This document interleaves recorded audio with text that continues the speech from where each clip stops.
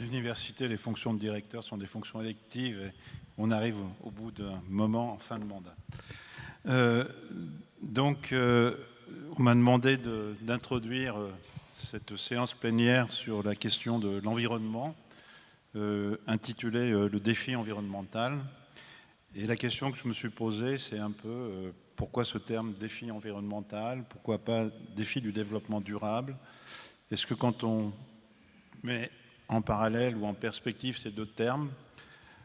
c'est autre chose qu'un effet de mode ou un effet de langage, ou est-ce que derrière le changement de terminologie qu'on a tous connu, qu'on soit dans le secteur public, dans le secteur privé, qu'on soit dans la recherche ou dans l'action, il n'y a pas une nouvelle façon de poser les rapports entre l'environnement et le développement? En gros, la façon traditionnelle de poser les rapports entre environnement et développement, c'est l'idée que d'un côté, il y a la croissance économique, la production de la richesse, la fourniture des emplois, et que quand il y a cette croissance va bien, que quand les choses vont bien, qu'on n'est pas dans une période de crise comme en ce moment, on peut agir en faveur de l'environnement, on peut prendre des mesures de protection, on peut limiter les effets négatifs de l'action économique sur l'environnement. Ce matin, lors de la séance qui était consacrée à l'économie, on a beaucoup insisté sur l'importance du développement économique pour assurer la prospectivité des métropoles, qu'elles soient grandes ou petites. Et on a parlé beaucoup de compétitivité. On a lié cette compétitivité à la capacité des métropoles et des agglomérations à attirer des capitaux, des investissements privés et publics. Et on a quand même conclu que les grandes métropoles mondialisées étaient dans une situation favorable par rapport aux métropoles intermédiaires. On a vu toute une série de cartes qui nous disaient par exemple qu'en Europe, il y avait 3 grandes métropoles qui étaient Londres, Francfort et Amsterdam. Et comme par hasard, il n'y a pas une ville française dans cette trilogie où Paris arrive bien après. Donc, peut-être que par rapport à ça, la question qu'on peut se poser, c'est de savoir s'il n'y a pas d'autres approches du développement qui permettent de penser autrement la question de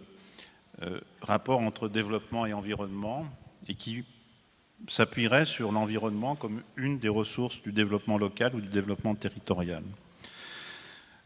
Toutes les approches économiques qui ont été développées sur les districts industriels, les systèmes de production locaux, les districts technologiques ou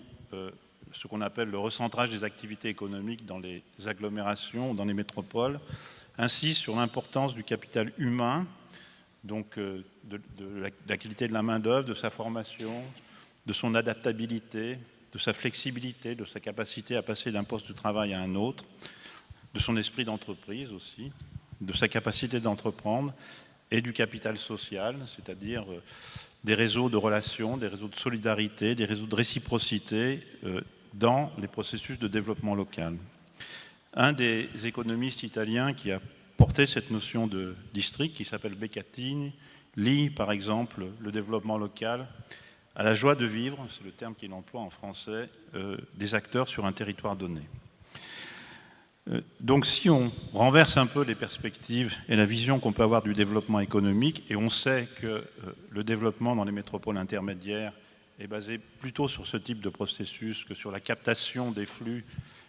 qui circulent au niveau mondialisé, même si le fait d'attirer des investissements et des ressources n'est pas une chose négligeable, bien au contraire. On sait aussi que la dotation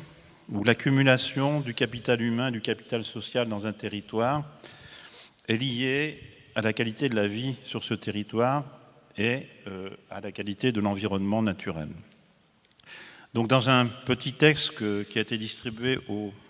participants de ce colloque, j'ai repris une notion qui est aujourd'hui dans le champ de l'urbanisme et de la planification territoriale et au goût du jour, qui est celle d'adaptabilité, qui est un vieux terme qui a été employé pour la première fois au milieu du XIXe siècle par Cerda, le père du plan d'extension de Barcelone, et qui aujourd'hui revient au goût du jour en matière de la part des spécialistes de l'environnement ou des spécialistes de la planification territoriale. Donc de ce point de vue-là, ce terme et cette approche permet de réconcilier ou d'aborder conjointement des thématiques classiques pour les urbanistes, comme celle du logement, dont on vient de mesurer l'importance, celle des équipements et des services au sein des unités de voisinage ou des quartiers, celle des déplacements, tout en leur donnant des perspectives qui sont nouvelles. La question des déplacements aujourd'hui est directement liée à la question de la qualité de l'air, donc à une thématique totalement environnementale. Et la question des déplacements aujourd'hui, on a beaucoup parlé ce matin de l'accessibilité des agglomérations, des déplacements motorisés, qu'il s'agisse de déplacements en voiture individuelle ou en transport collectif.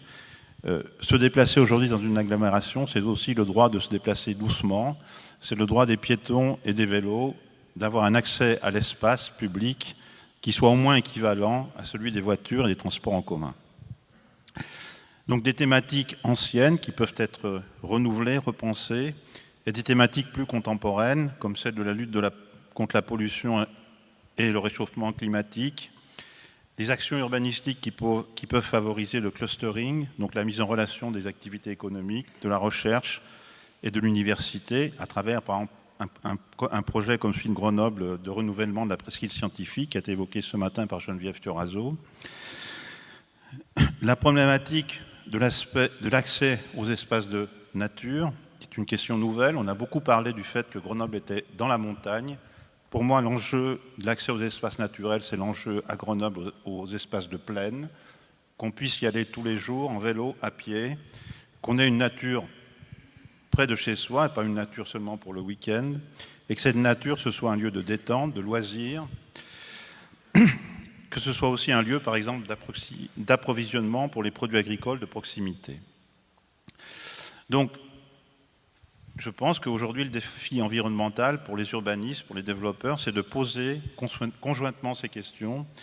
et, si possible, de ne pas les articuler en fonction, je dirais, de principes qui sont posés a priori, de manière hiérarchique. Je pense qu'il faut qu'on arrive à imaginer que les impératifs de développement et ceux d'environnement ont la même importance et que, par exemple, pour reprendre une autre thématique, on a beaucoup privilégié dans l'histoire de l'urbanisme la mobilité par rapport à la proximité. C'était l'urbanisme des années 50-75. Aujourd'hui, on a tendance à faire l'inverse et peut-être que la question de l'habitabilité d'un territoire, c'est la question de l'équilibre entre proximité et mobilité.